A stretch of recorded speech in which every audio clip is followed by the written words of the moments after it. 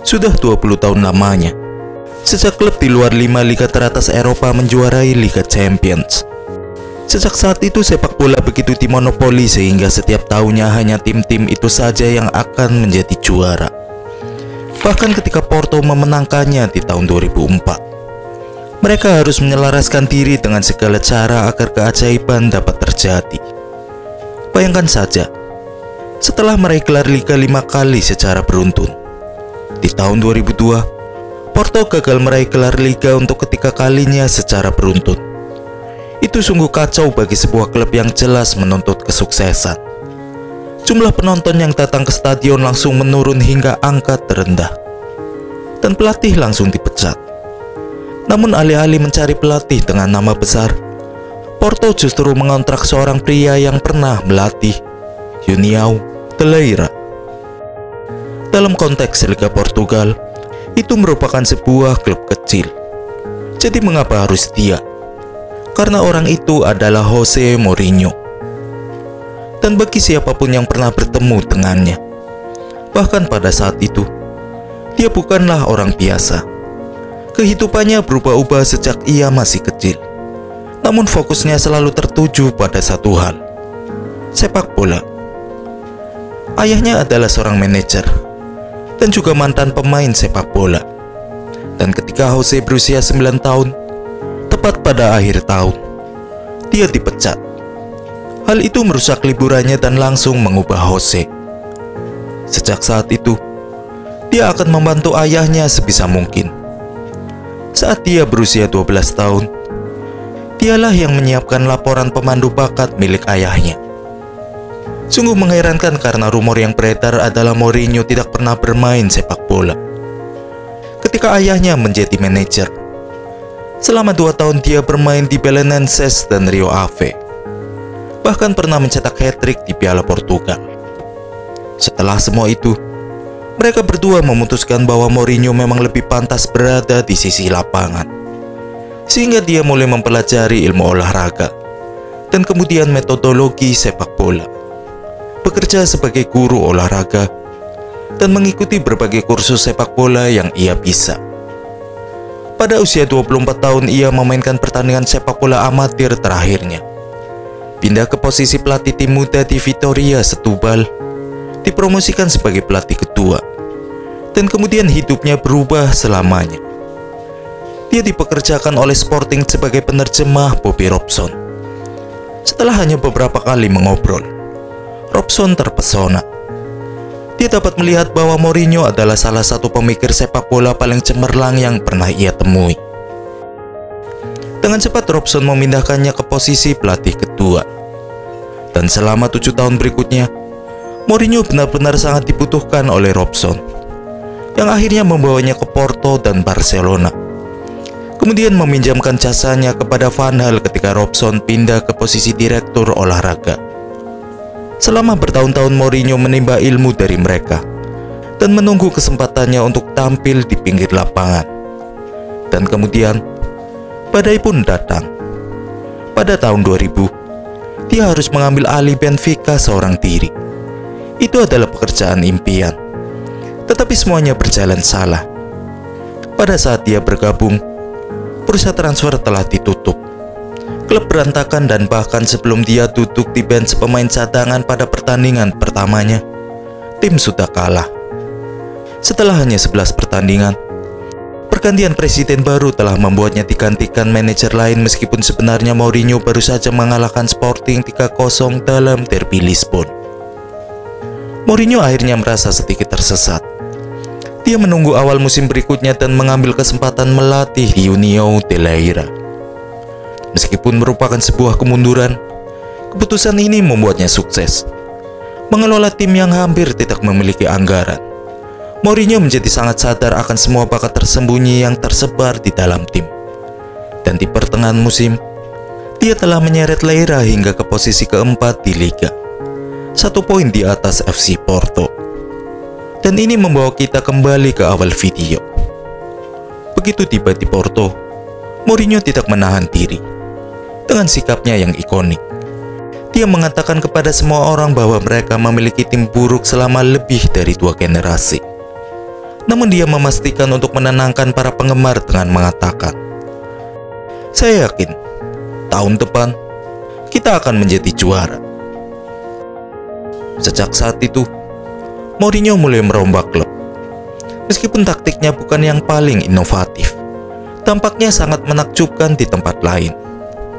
Latihan segera diubah. Sekarang menerapkan pendekatan yang lebih ilmiah. Setiap latihan dirancang hingga detail terakhir. Semangat tim meroket. Tampaknya dia mampu memotivasi mereka melebihi apa yang bisa dibayangkan oleh siapapun. Dan di atas lapangan kalian dapat melihatnya. Tim ini adalah sebuah orkestra yang tidak pernah melewatkan satu nada pun. Terlepas dari keanggunan mereka di atas lapangan, setiap pemain memiliki sesuatu yang berbeda. Di Portugal, mereka menyebutnya raka, kegigihan, kesediaan untuk mati demi sebuah tackle, untuk ambruk di atas lapangan karena kelelahan. Jika itu berarti melakukan serangan balik terakhir, mereka akan melakukan semuanya demi Mourinho. Dia lebih dari sekedar pelatih. Dia adalah panutan mereka. Namun di atas semua itu, satu hal yang memiliki peranan penting adalah pendekatannya di bursa transfer. Mourinho hanya mempertahankan beberapa pemain yang dianggapnya memiliki potensi. Costina, Bahia, Deco, dan Ricardo Carvalho. Dan memulai sebuah revolusi dengan membuang pemain-pemain lain. Alih-alih menggait pemain termahal yang ia bisa, Mourinho berpegang pada apa yang ia dapatkan di Leira tentang bakat-bakat tersembunyi yang ada di sekitar. Dia merekrut para pemain yang terlupakan, yang diremehkan, yang memiliki rasa putus asa. Dia memanfaatkannya untuk membayar atas kesempatan yang telah diberikannya kepada mereka. Mourinho mengatakannya sendiri saat ditanya tentang Derlei secara khusus. "Saya berjanji kepadanya di Leira, kemanapun saya pergi, kamu akan ikut."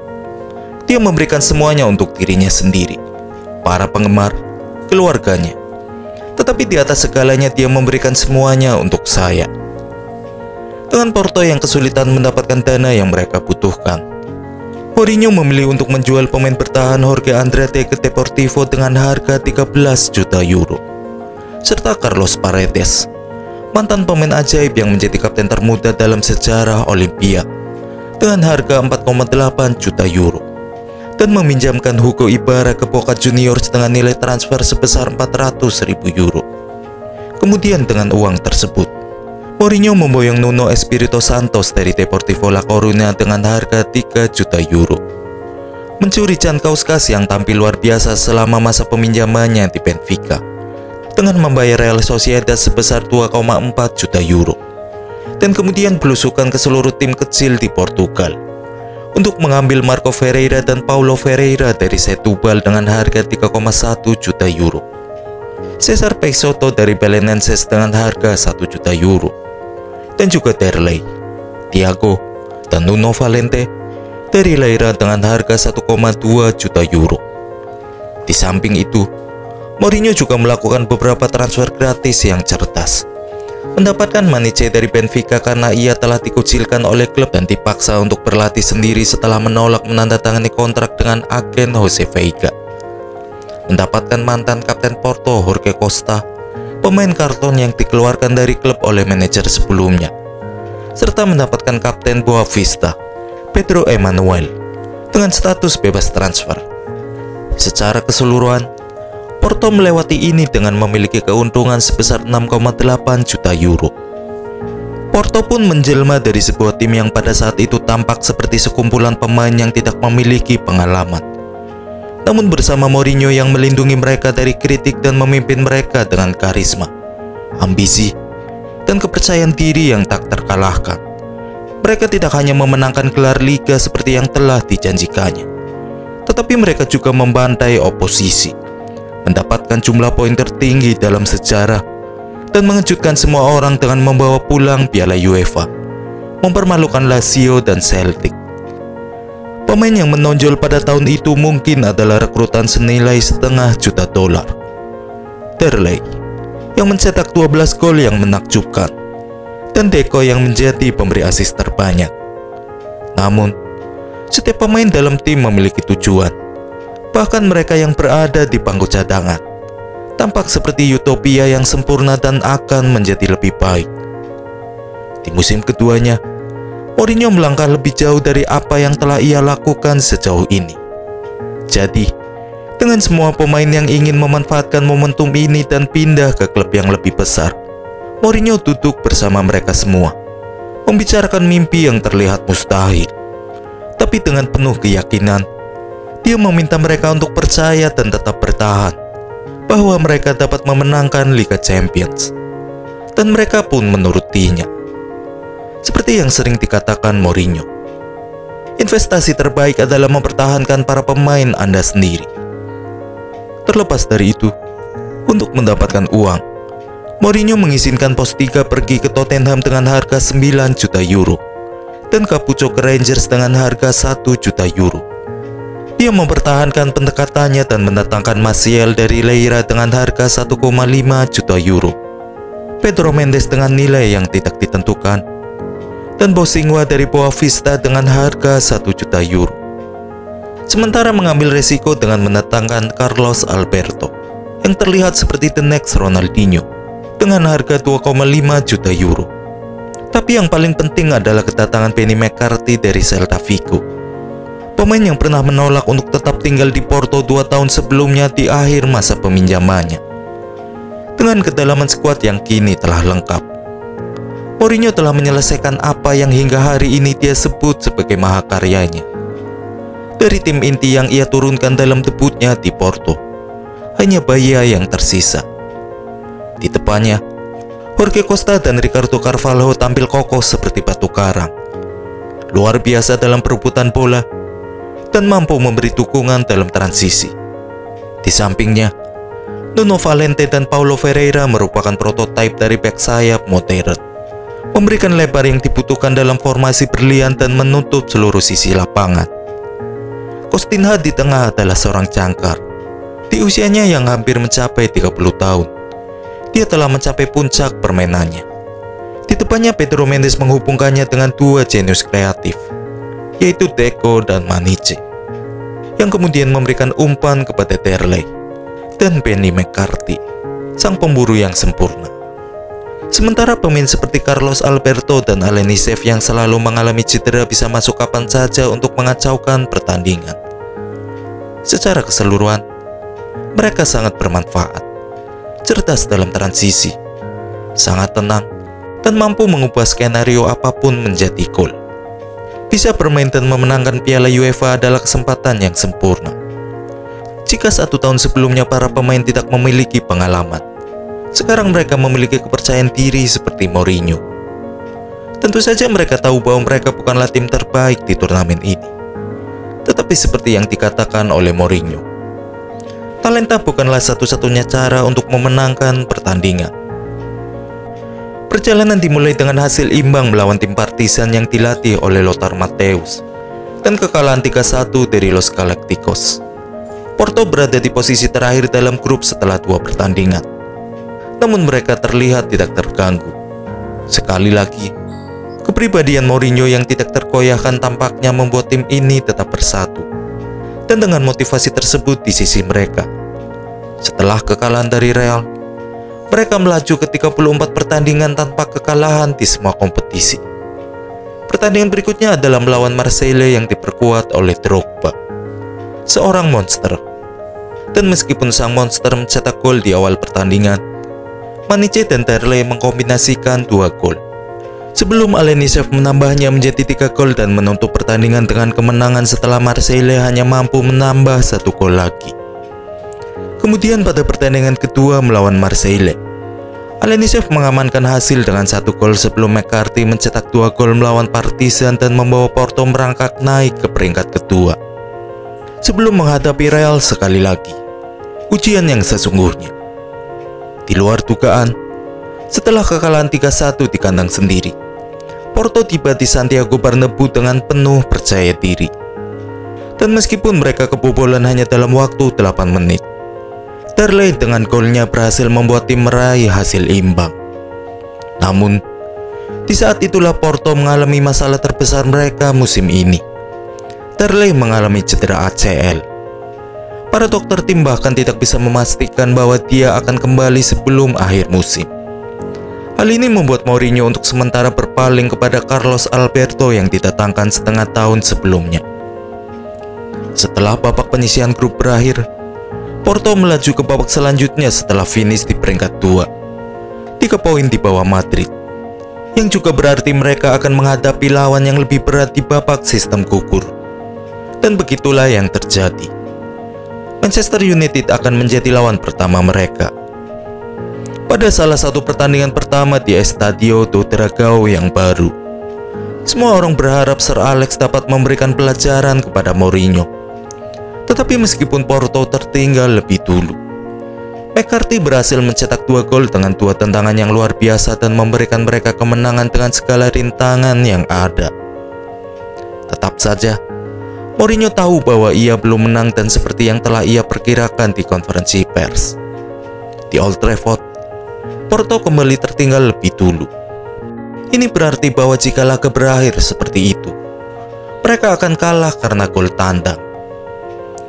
Pada menit ke-75, dengan mempertahankan harapan yang tersisa, Mourinho memasukkan Ricardo Fernandes, seorang spesialis tendangan bebas. Dan tidak salah lagi, pada menit ke-90, Porto mendapatkan tendangan bebas yang sempurna. Ricardo bersiap untuk mengambilnya. Benny McCarthy menyenggolnya dan bersikeras bahwa dia akan mengambilnya sendiri. Dan kemudian, bola melewati pagar betis.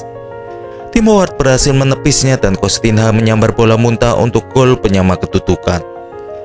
Mourinho menggila di pinggir lapangan. Porto lolos ke perempat final. Musim itu semua tim yang tidak diunggulkan tampil dengan kekuatan penuh, sehingga Lyon menjadi tim yang harus mereka hadapi di perempat final. Jangan pernah berpikir bahwa Lyon adalah tim yang lemah. Mereka memiliki Juninho, Edmilson, Malouda, Essien, Elber, Diarra. Mereka telah memenangkan Liga dalam 7 musim beruntun dan mempermalukan Bayern Munchen di babak penyisihan grup. Terlepas dari itu, Porto tetap memegang kendali, menang 2-0 di leg pertama, dan meraih hasil imbang 2-2 di leg kedua, dengan Manic sebagai pahlawannya. Di semifinal melawan Deportivo, keadaan menjadi lebih serius lagi. Mereka adalah Super Depor, sebuah tim yang mampu bersaing dengan Real Madrid dan Barcelona untuk memperebutkan posisi puncak sepak bola Spanyol. Bahkan AC Milan yang hebat pun tumbang 4-0 di hadapan mereka hanya beberapa minggu sebelum pertandingan. Disinilah akhirnya Mourinho terlihat sedikit lebih tegang. Pertandingan pertama berlangsung sengit hingga berujung pada hasil akhir imbang tanpa gol. Namun bagaimanapun juga, Porto kini harus mengalahkan mereka dalam pertandingan tandang. Ini terlihat seperti sebuah masalah besar. Tapi kemudian sebuah cahaya menyinari Mourinho. Setelah 4 bulan, Derlei telah pulih sepenuhnya dari cedera dan dipastikan bisa bermain untuk pertandingan tandang. Dan bersamaan dengan itu, Mourinho melihat sesuatu yang menarik. Depor dikenal sangat kuat secara fisik, tapi mereka memiliki 7 pemain yang mengantongi 1 kartu kuning dan hanya butuh 1 kartu kuning lagi bagi mereka untuk tidak bermain di partai final. Sehingga permainan pikiran pun dimulai.